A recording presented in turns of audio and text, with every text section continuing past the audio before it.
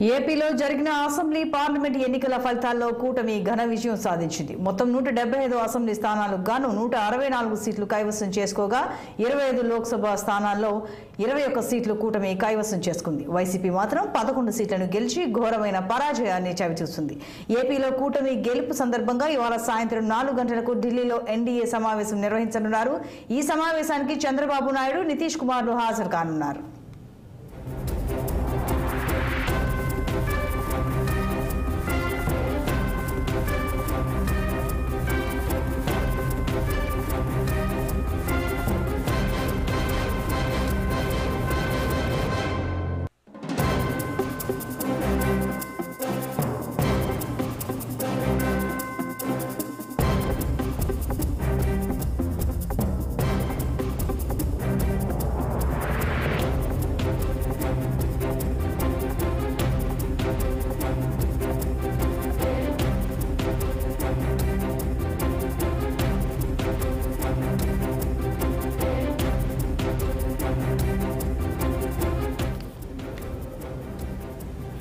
ఏపీలో జరిగిన assembly parliament ఎన్నికల ఫలితాల్లో కూటమి ఘన విజయం సాధించింది. మొత్తం 175 అసెంబ్లీ స్థానాలకు గాను 164 సీట్లు కైవసం చేసుకోగా 25 లోక్సభ స్థానాల్లో 21 సీట్లు కూటమి కైవసం చేసుకుంది. వైసీపీ మాత్రం 11 సీట్లను గెలిచి ఘోరమైన పరాజయాన్ని చవిచూసింది.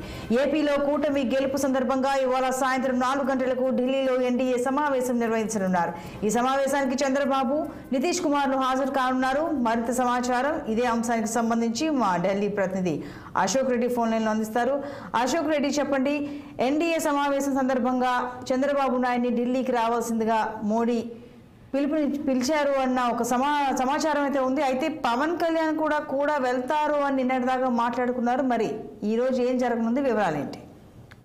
సో సార్వత్రిక ఎన్నికల్లో ఎన్డీఏ కూటమికి స్పష్టమైన మెజార్టీ వచ్చింది. సో ఈ నేపథ్యంలోనే ఆంధ్రప్రదేశ్ లో అసెంబ్లీ ఎన్నికల్లో కూడా ఎన్డీఏ కూటమి భారీ మెజార్టీ తో విజయం సాధించింది. అటు ఎంపీ స్థానాల్లో కూడా 21 సీట్లు కైవసం చేసుకుంది. సో మరోపక్క ఏదైతే కేంద్రంలో బీజేపీకి స్పష్టమైన మెజార్టీ రాకపోవడం ఎన్డీఏ భాగస్వామ్యంతో అవసరం ఉంది కాబట్టి, సో ఈ నేపథ్యంలోనే ఎన్డీఏకి సంబంధించిన పక్షాలను ఈ రోజు సాయంత్రం ఢిల్లీలో మీటింగ్ నిర్వహిస్తున్నారు. సో ఈ సందర్భంగానే నిన్న బీజేపీ అధిష్టానము ఎన్డీఏకి సంబంధించిన సభ్యులు ఎవరైతే ఉన్నారో, పార్టీ అధ్యక్షులు అయితే నితీష్ కుమార్ గాని, చంద్రబాబు నాయుడు, అదేవిధంగా పవన్ కళ్యాణ్, సో వీళ్ళందరినీ ఈ రోజు సాయంత్రం రమ్మని వాళ్ళకు ఫోన్ చేశారు. సో ఈ నేపథ్యంలోనే ఈరోజు సాయంత్రం 4 గంటలకు ఢిల్లీలోని బీజేపీ కార్యాలయంలో ఎన్డీఏ సమావేశం ఉంది. సమావేశంలో భవిష్యత్తు కార్యాచరణ చేపట్టాల్సిన అంశాలపై ప్రధానంగా చర్చించే అవకాశం ఉంది. ముఖ్యంగా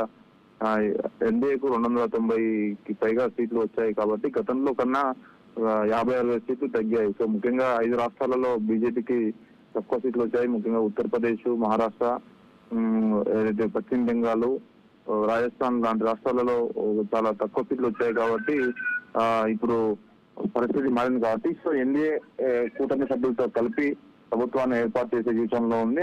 అందులో భాగంగానే చంద్రబాబు నాయుడిని పిలిచి, అదేవిధంగా నితీష్ కుమార్ని పిలిచి సో ప్రభుత్వం ఏర్పాటు దిశగా ముందుకు చర్యలు తీసుకునే అవకాశం ఉంది. ఈ నెల 13న నరేంద్ర మోడీ ప్రమాణ స్వీకారం చేసే అవకాశం ఉంది కాబట్టి దానికి సంబంధించిన విషయాలపై చర్చ జరిగే అవకాశం ఉంది. మరోపక్క ముఖ్యమంత్రి చంద్రబాబు నాయుడు మరోసారి ప్రమాణ స్వీకారం చేయబోతున్నారు. ఈ నెల 9వ తారీఖు ప్రమాణ స్వీకారం చేస్తారనే ఊహాగానం నెలకొన్నాయి. సో వాటికి సంబంధించిన అంశాలపై కూడా నరేంద్ర మోదీతో చర్చించే అవకాశం ఉంది. సో ఓవరాల్ గా ఎన్డీఏ మూడోసారి ఇండియాలో అధికారంలోకి వచ్చింది కాబట్టి సో వీటన్ని అంశాలపైన చంద్రబాబు ఎన్డీఏ కూటమి సభ్యులతో సుదీర్ఘంగా చర్చించే అవకాశం ఉంది.